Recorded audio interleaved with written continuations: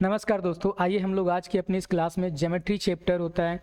इसमें पूरी complete geometry को समझेंगे, एक एक करके हर एक टॉपिक के बारे में बात करेंगे और पूरी कंप्लीट ज्योमेट्री को सीखेंगे और इसके साथ इसके प्रैक्टिस क्वेश्चंस भी लगाएंगे। और ये आप लोगों के लिए मोस्ट इम्पॉर्टेंट सीरीज़ रहने वाली है। इसमें ये समझ लीजिए कि आप जैसे पूरी क्लास कर लेते हैं तो ज्योमेट्री का कोई भी क्वेश्चन आपसे नहीं छूटेगा, सारे क्वेश्चन आप सॉल्व कर लोगे।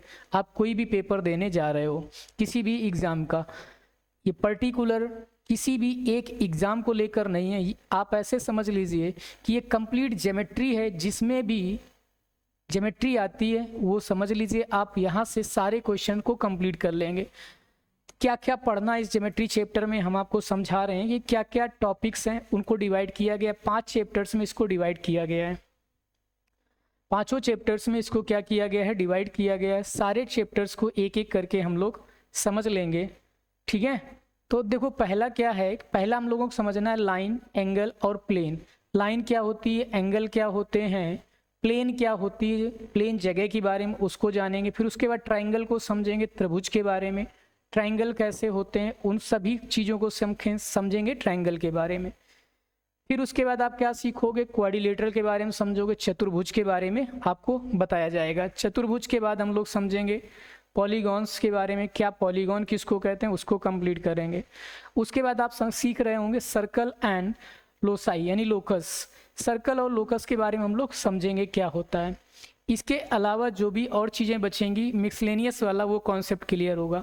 तो आप ये समझ लीजिए पांचों टॉपिक जैसे आपके कंप्लीट हो जाते हैं तो आप ज्योमेट्री का कोई भी क्वेश्चन गलत नहीं करेंगे, वो चाहे थ्योरी का क्यों ना हो या आपका किसी पर्टिकुलर कोई एंगल या कुछ भी निकालना है उसका क्वेश्चन क्यों ना हो, आप कंप्लीट कर लेंगे इस पूरे चैप्टर्स को। जैसे आप पढ़ लेते हैं इस पूरी सीरीज को तो आप ये समझिए कि ज्योमेट्री के सारे पॉइंट्स आपके क्लियर हो गए हैं। तो आइए हम लोग अब स्टार्ट कर देते हैं। हमने क्या क्या कहा कि हम लोगों को समझना क्या क्या पढ़ना है। हम लोगों को लाइन पढ़नी है, क्या पढ़नी है, लाइन। लाइन के बाद हम लोगों को क्या सीखना है, एंगल सीखना है और फिर उसके बाद प्लेन समझने। तो सारे पॉइंट्स एक एक करके हम लोग आज की क्लास में सीखेंगे और आपको सभी चीज़ें ये क्लियर हो जाएंगी।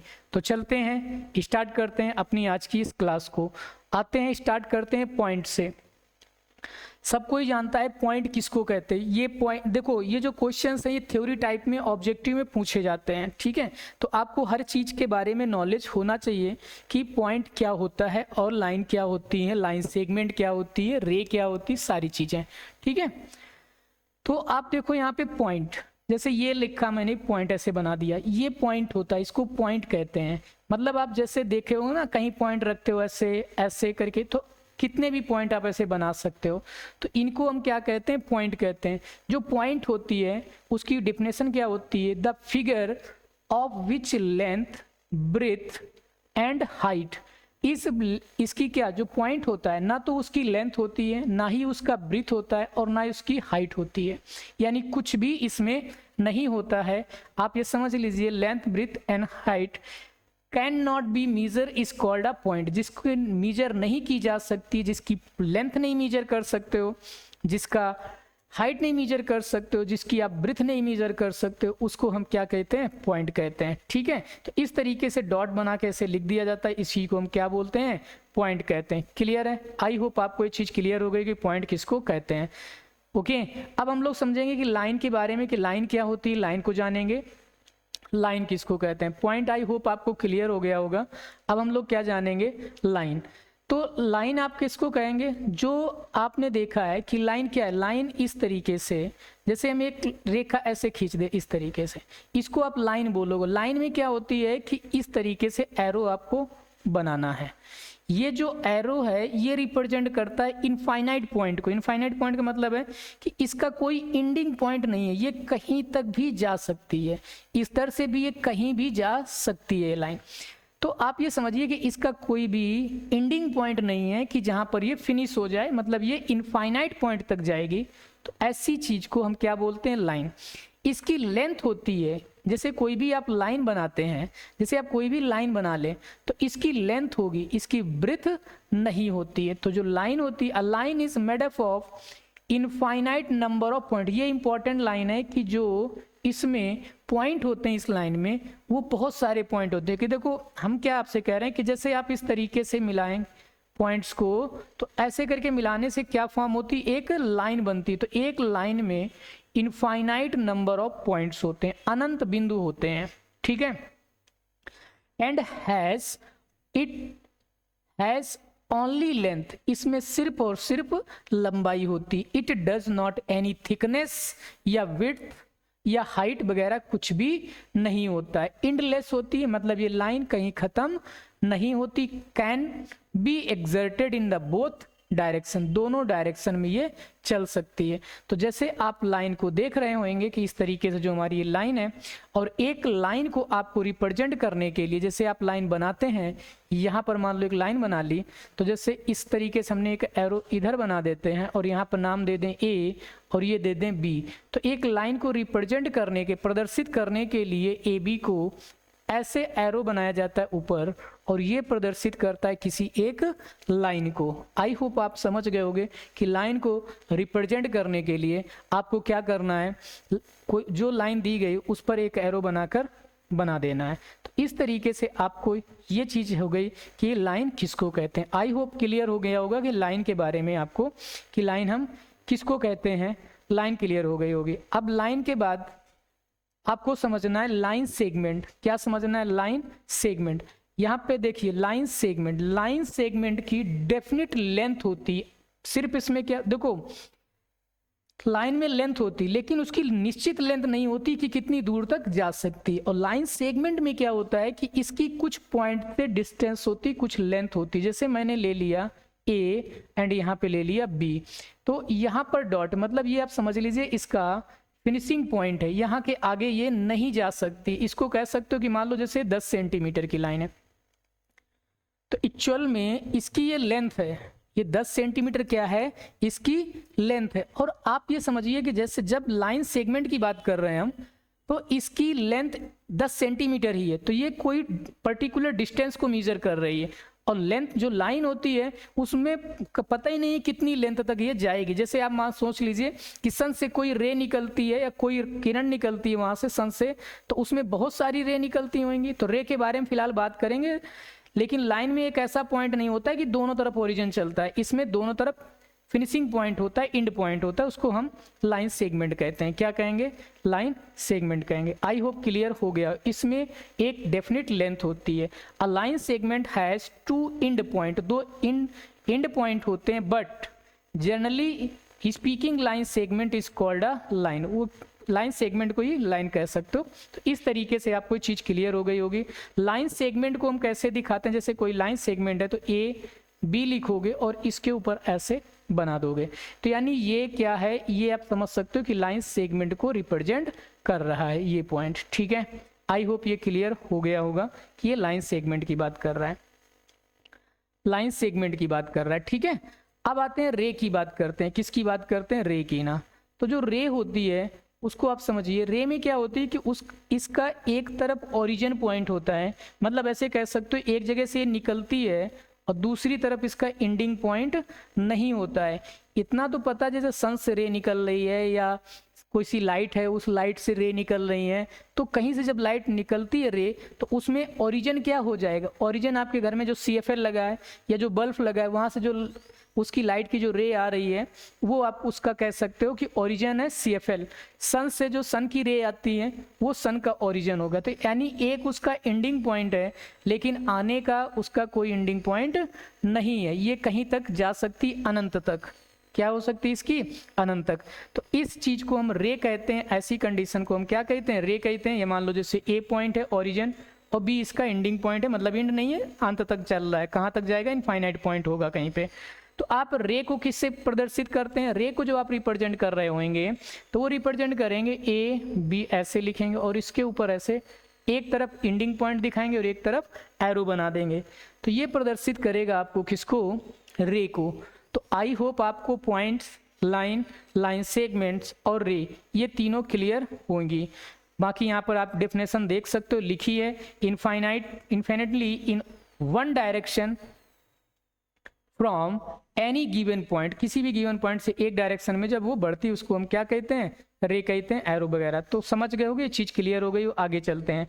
मैंने ऑलरेडी समझा दी है, जो स्टेटमेंट है वही लिखी है, उसको आप पढ़ सकते हो या इसको कॉपी कर सकते हो किसी भी कॉपी में। आप इस मैथ का पूरा एक तरफ, इसके लिए आप कॉपी बना लेंगे तो बहुत अच्छा रहेगा। क्या रहेगा कि आपकी पूरी ज्योमेट्री एक कॉपी में कंप्लीट कर लोगे, सब कुछ लिखते चले जाओगे। हमने स्टार्ट किया, आप समझिए कि पॉइंट से ना, अब पॉइंट से छोटा ज्योमेट्री स्टार्ट ही नहीं होती, ज्योमेट्री की स्टार्ट ही पॉइंट से होती है। और पॉइंट से स्टार्ट करके हमें लोग को कहाँ तक चलना है, कहाँ तक चलना है, सारे जितने सर्कल तक पूरा कंप्लीट करना है, लोकस समझना है, यानी सब कुछ पढ़ना है। पॉइंट से स्टार्ट किया है, सर्कल तक चलना है।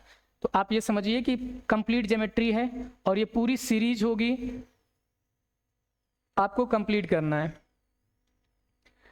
लाइन समझ लिया। अब आते हैं प्लेन किसको कहते हैं। प्लेन, प्लेन में देखो क्या होता है, प्लेन ऐसा कोई जगह या ऐसा कोई फिगर कह सकते हो जिसमें क्या हो, जिसमें लेंथ और ब्रीथ हो, टू डायमेंशनल फिगर हो। कैसा हो, टू डायमेंशनल फिगर, मतलब उसमें कुछ लेंथ हो और ब्रीथ हो। उस जगह को, जो घिरी हुई जगह होती है, आप इसको क्या कहेंगे, प्लेन कहेंगे। क्या कहेंगे, प्लेन। तो यहाँ पर आप पढ़िए, it is a flat surface, एक फ्लैट सरफेस हैविंग लेंथ, जिसकी क्या हो, लंबाई हो, तथा ब्रेथ एंड ब्रेथ बोथ, दोनों होनी चाहिए। नो थिकनेस, मतलब उसकी कोई थिकनेस नहीं होनी चाहिए। तो it is a dimensional figure, जो ऐसा डायमेंशनल फिगर होगा, टू डायमेंशनल फिगर होगा, उसे हम क्या कहेंगे, प्लेन कहेंगे। क्या कहेंगे, प्लेन। तो ये आपके सामने जो पिक्चर दिख रही है, ये एक प्लेन है। ठीक है, प्लेन कैसा भी हो सकता है, ऐसा नहीं कि सर ये क्वाड्रिलेटर में क्यों है, आप ऐसे ऐसे ऐसे ऐसे करके ऐसे बना दो, ऐसे करके ये भी, तो इसको भी आप प्लेन ही कहेंगे। ये क्या कहेंगे, एक जगह है जो कि एक सर्कल, या सर्कल ने एक एरो से कुल मिला के घिरी हुई है, तो इसको भी एक प्लेन कहेंगे। ठीक है, क्लियर हो गई होगी, सारी चीज़ें ये क्लियर हैं। तो आई होप हम लोग चलते हैं अब आगे। आपको समझ में आ गया होगा जितना मैंने अभी तक पढ़ाया। मैंने आपको समझाया पॉइंट्स, लाइन, लाइन सेगमेंट्स, रे क्लियर हो गई होगी। रे के बाद हम लोगों ने सीखा प्लेन, प्लेन किसको कहते हैं वो भी क्लियर हो गया होगा। अब आइए हम लोग आगे की बात करते हैं।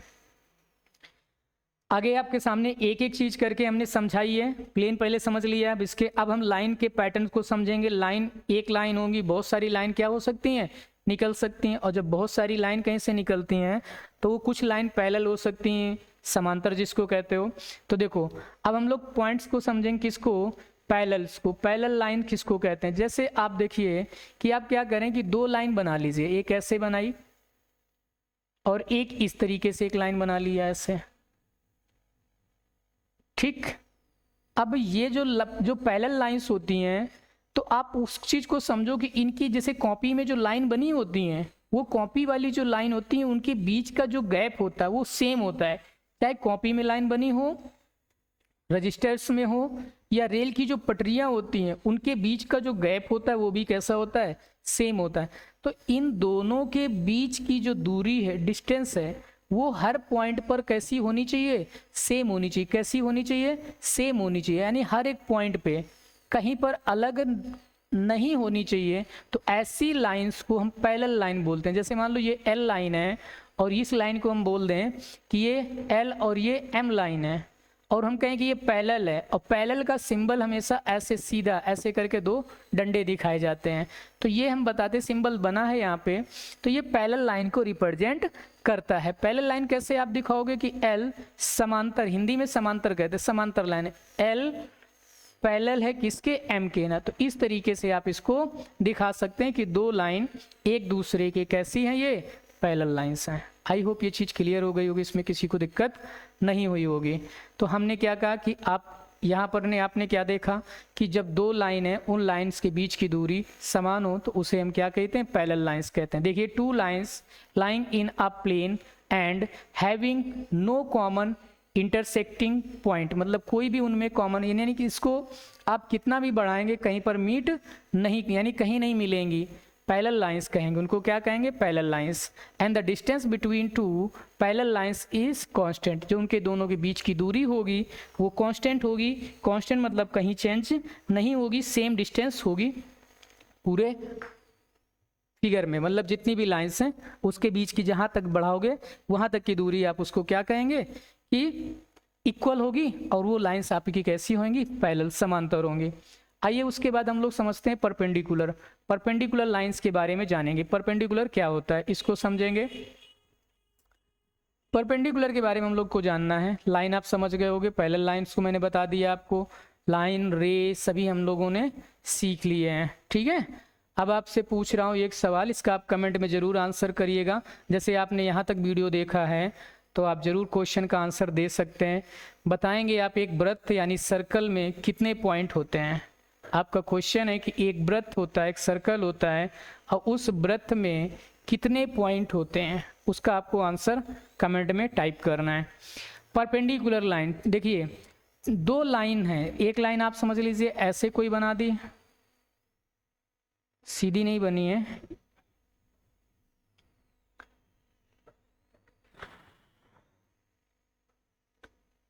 देखो ऐसे बना ली एक लाइन, और इस पर से कोई एक ऐसे सीधी लाइन बनाओ जो कट करे कितने पे, 90 पे। कितने पे कट करे आके, 90 डिग्री पे कोण बनाए आके। तो जो लाइन आप ऐसे गिरे और वो जिस लाइन, एक ये लाइन है, मान लो ये एल लाइन ले लिया और ये एम लाइन ले लेते हैं। एल जब एम पर गिरी है, कि जो लाइन है, लाइन सेगमेंट आई है, एल जो है वो एम पर आ गई है और वो परपेंडिकुलर है, मतलब 90 डिग्री पर कट कर रही है। कितने पे कट कर रही है, 90 डिग्री पे। तो उस चीज को हम क्या कहते हैं, ये लाइन क्या है, परपेंडिकुलर लाइन है। ये लाइन क्या है, परपेंडिकुलर, ये भी कह सकते हो ये इस पर परपेंडिकुलर है।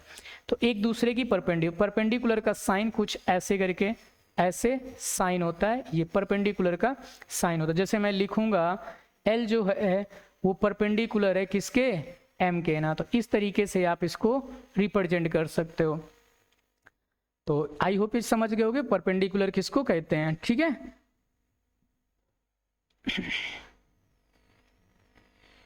अब आगे देखिए, तो हम लोगों ने क्या जाना, यहाँ पर सिंबल यानी परपेंडिकुलर लाइन के बारे में समझ लिए। कॉन्ग्रुएंट लाइंस, कॉन्ग्रुएंट लाइन किसको कहते हैं, देखिए more than two straight lines intersecting at the same point, मतलब दो से ज़्यादा लाइंस किसी एक पॉइंट पे क्या करें, इंटरसेक्टिंग करें एक ही पॉइंट पे, तो ऐसे पॉइंट्स को हम क्या कहते हैं, इस पॉइंट को हम लोग कहेंगे, इस पॉइंट को हम लोग क्या कहेंगे, कॉन्ग्रुएंट लाइन। इस लाइन को क्या कहेंगे, सारी लाइंस को, जो ये लाइंस हैं इन सभी को हम लोग क्या बोलेंगे, कॉन्ग्रुएंट लाइन। आई होप यहाँ तक क्लियर हो गई होंगी सारी चीजें। अब हम लोग पढ़ते हैं आगे के लिए। कुछ पॉइंट्स दिए गए, इन पॉइंट्स के बारे में हम लोग कुछ जानेंगे, कुछ सीखेंगे, कुछ समझेंगे। लाइन कंटेंट इनफाइनाइट में, मतलब हमने बता दिया था बहुत सारे पॉइंट होते हैं, इनफाइनाइट नंबर ऑफ पॉइंट्स होते हैं एक लाइन में, ठीक है। Intersection of two different lines is a point, ये भी हमने समझा दिया था। Through a given points and there passes a infinite number of line, these lines called congruent line. अभी समझाया मैंने, इसीलिए मैंने पॉइंट भी लिख दिए हैं कि पॉइंट भी इंपॉर्टेंट है, 9-10 पॉइंट जो भी हैं, ठीक है। Only one line can passes through any two particular point, कोई भी दो पर्टिकुलर पॉइंट ले लोगे तो उन पर्टिकुलर पॉइंट से कॉमन लाइन, सिर्फ एक लाइन पास हो सकती है। जैसे मान लो एक पॉइंट ए और बी हमने लिया यहाँ पे, इस जगह से इस जगह से, तो यहाँ से सिर्फ ऐसे करके आप क्या कर सकते हो, दोनों पॉइंट से एक लाइन पास कर सकते हो, ठीक है। आगे देखिए, when more than 2 points is a lie on line then a called a collinear point. कह रहा है जब दो से ज्यादा किसी पॉइंट पर लाई कर रहे हो, लाइन लाई कर रही हो, आर कॉल्ड कोलिनियर पॉइंट, उसको क्या कहोगे, collinear point, else they are called a non collinear point. और इसके अलावा जैसे क्या कह सकते हैं, मतलब नॉन कोलिनियर पॉइंट हो गया, दो से ज्यादा लाइन एक ही पॉइंट पे कट कर दें ऐसे करके, तो ये क्या हो जाएगा, कोलिनियर पॉइंट हो जाएगा। आई होप यहाँ तक भी आपको समझ में आ गया हो। आगे देखिए, two line can intersecting maximum at one points and this points is called point of intersection and these lines are called a intersecting line.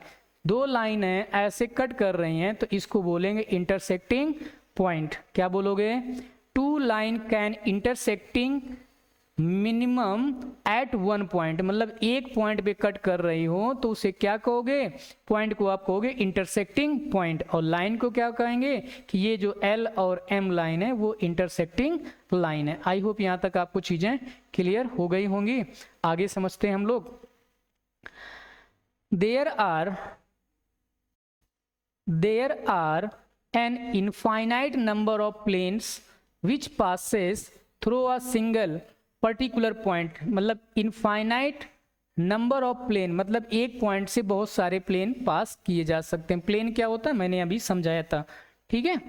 आइए नेक्स्ट समझते हैं। When more than 3 points lie in the same plane, जैसे 3 से ज्यादा point एक plane में लाई करते हैं, दे आर कॉल्ड अ, क्या बोलोगे उसको, कॉप्लनर, ठीक है। क्या बोलेंगे, कॉप्लनर पॉइंट्स या coplanars, else then are called non coplanar, ठीक है। क्लियर हो गई होगी ये भी चीज आपको। 2 से ज्यादा पॉइंट्स एक प्लेन में, 3 पॉइंट्स हो या 3 से ज्यादा हो लाई कर रहा हूं तो उसको कॉप्लनर कहते हैं, और जैसे 3 से कम है तो उसको नॉन कॉप्लनर पॉइंट बोलेंगे। 9th number points, when more then 1 lines lie in the same plane then these lines are called the coupler, else then called and non couplers। समझा दिए सारे। अब आगे समझ लीजिए। when 2 plane intersect each other and they form a lines intersecting region in line। अरे कुल मिला के ऐसे देखो, 2 प्लेन्स हैं ऐसे मीट कर रहे हैं यहाँ पर, और कोई और ऐसे इंटरसेक्टिंग पॉइंट है, 2 इंटरसेक्टिंग पॉइंट या 3 बन सकते हैं, उसको यही बता रहा है। 2 different line which in perpendicular to the same lines necessarily parallel to each other lie on the same plane. कह रहा है कि 2 डिफरेंट लाइन है जो कि कैसी हो, परपेंडिकुलर हो टू सेम थर्ड लाइन पर, तो they necessarily parallel to each other, वो दोनों क्या होंगी, पैरेलल्स होंगी। इसका कहने का मतलब ये है कि जैसे आप 2 लाइन ऐसे खींचिए ऐसे, और ये किसी तीसरी लाइन पर परपेंडिकुलर है, कैसी है, परपेंडिकुलर है, ये तीसरी लाइन पर परपेंडिकुलर, दोनों 90 डिग्री एंगल फॉर्म कर रहे हैं, तो ये चीज है कि ये पैरेलल होंगी, क्या होंगी, पैरेलल लाइंस होंगी, ये इसी चीज को कह रहा है, ठीक है। अब आगे समझते हैं हम लोग। आगे क्या दिया गया, व्हेन 2 और more parallel lines are intersecting by another intersecting lines then ratio of the points, इसके आगे दिया गया होगा इसका पॉइंट का, the ratio of corresponding intersecting are equal. इस चीज को हम आपको फिगर में ही समझाते हैं, फिर उसके बाद आपको समझाते हैं। जैसे 3 लाइंस हैं, ये एंड ये, और ये तीनों लाइंस आपस में कैसी हैं, पैरेलल हैं। तो कहने का मतलब ये है कि A B upon B C ये इक्वल होगा डी ई, यानी रेशियो इनके बराबर होते हैं। कॉन्ग्रेंसी पढ़ाएंगे तब सब समझ में आ जाएगा, अभी आप समझ लीजिए कुल मिला के इतना, इनके रेशियो आपस में कैसे होते हैं, इक्वल होते हैं। तो ये चीज़ यही यहाँ पर लिखी और इसके एंगल्स ये इक्वल्स हैं, ठीक है, क्लियर है। अब आगे देखिए, आज के लिए बस हम लोग इतना ही पढ़ेंगे, इसके बाद हम लोग कल यहाँ से समझेंगे एक एक पॉइंट एंगल के बारे में सब कुछ। तो आज हम लोग सिर्फ एंगल को और समझते हैं। Angle the amount of rotation about zero, zero मतलब जीरो नहीं, ओ कहो इसको, ओ से ये ए पर एक पॉइंट था, ए पर था ऐसे ए, और ये रोटेट होकर कुछ ऐसे से घूमकर ए डैश जो पॉइंट बन गया, ये ऊपर जाके कुछ ऐसे बन गया। जो जितना ये रोटेशन हुआ इतना, ये चीज ही रिप्रेजेंट करती एंगल को। किसको रिप्रेजेंट करती, एंगल। ये क्या है, ये कोण है, ये इसी को हम कोण बोलेंगे, एंगल बोलेंगे, ठीक है। इसको किसी से प्रदर्शित कर सकते हो, एंगल को एक्स डिग्री बता सकते हो, वाई डिग्री बता सकते हो, थीटा बता सकते हो, अल्फा बता सकते हो, एक्स वाई जेड कुछ भी आप यहाँ पर एंगल को रिप्रेजेंट कर सकते हो, ठीक है। तो वर्टिसेस ऑफ एंगल, जब इसको आप लिखेंगे तो कैसे लिखेंगे, एंगल लिखने की जब बात हो तो ए, एंगल का ये साइन होता है इस तरीके से, और इसको हम लिखते कैसे, ए लिखेंगे, जिस एंगल की बात करते हैं उसको बीच में रखेंगे ओ, और ए डैश ये हमारा क्या है, ये रिप्रेजेंट कर रहा है इस एंगल को, क्लियर है। इस पॉइंट पे डिनोटेड मेजर दिस एंगल, यहाँ पर देखो ये एंगल दिया गया, तो angles are said to be congruent when there are measure in the same. जब सेम सिंबल्स होंगे तो कॉन्ग्रुएंसी वाले में सब चीज़ें हम लोग समझाएंगे, कॉन्ग्रुएंट के लिए सिमिलर का साइन होता है, ऐसे करके ये दिखाया जाएगा, वो सब चीज़ें हम लोग अभी आगे समझेंगे नेक्स्ट क्लास में। तो सब कुछ एक एक कुछ भी नहीं छोड़ना है, हर एक चीज़ को समझना है। एंगल मैंने आपको समझा दिया है कि यहाँ पे देखा द वर्टेक्स ऑफ एंगल, ये वर्टेक्स साइड सब क्लियर करेंगे, ठीक है। तो परेशान नहीं होना, एक एक चीज करके हम लोग थोड़ी थोड़ी सी चीजें सीखेंगे और पूरा कंप्लीट करेंगे। A dash is called magnitudes of angle, इसी को हम क्या बोलेंगे, मैग्नीट्यूड्स ऑफ एंगल। इस इसको मेजर कैसे करेंगे, magnitudes of A dash denoted measure of the angle, इसको इस तरीके से भी डिनोट कर सकते हैं।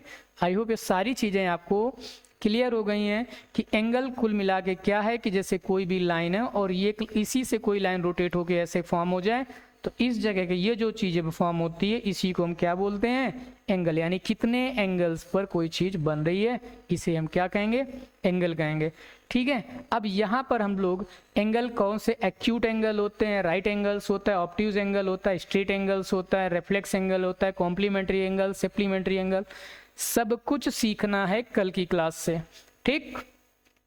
सारे एंगल समझेंगे, वर्टिकली अपोजिट एंगल है, एडजेसेंट एंगल है, लीनियर पेयर एंगल्स हैं, सारी चीज़ें हम लोगों को क्लियर करनी है। तो अभी बहुत कुछ है, इसके बाद हम लोग फिर आगे के टॉपिक्स में आएंगे। तो आज के लिए बस इतना ही। Thank you for watching. Video पसंद आया तो दोस्तों के साथ शेयर जरूर करिएगा, क्योंकि ये ज्योमेट्री आपको, ये सोच लीजिए कि जैसे आपने पूरा लेक्चर ये देख लिए और सारे जो आने वाले लेक्चर आप देख लिए, प्रैक्टिस कर ली, तो ज्योमेट्री का कोई भी क्वेश्चन आपसे गलत होने वाला नहीं है। Thank you for watching. Video share करिएगा, पसंद आया है तो कोई ना कुछ कमेंट जरूर बताइएगा, कुछ गलतियां हुई हो मुझसे तो वो कमेंट में ज़रूर आप लोग लिखिएगा। Thank you for watching.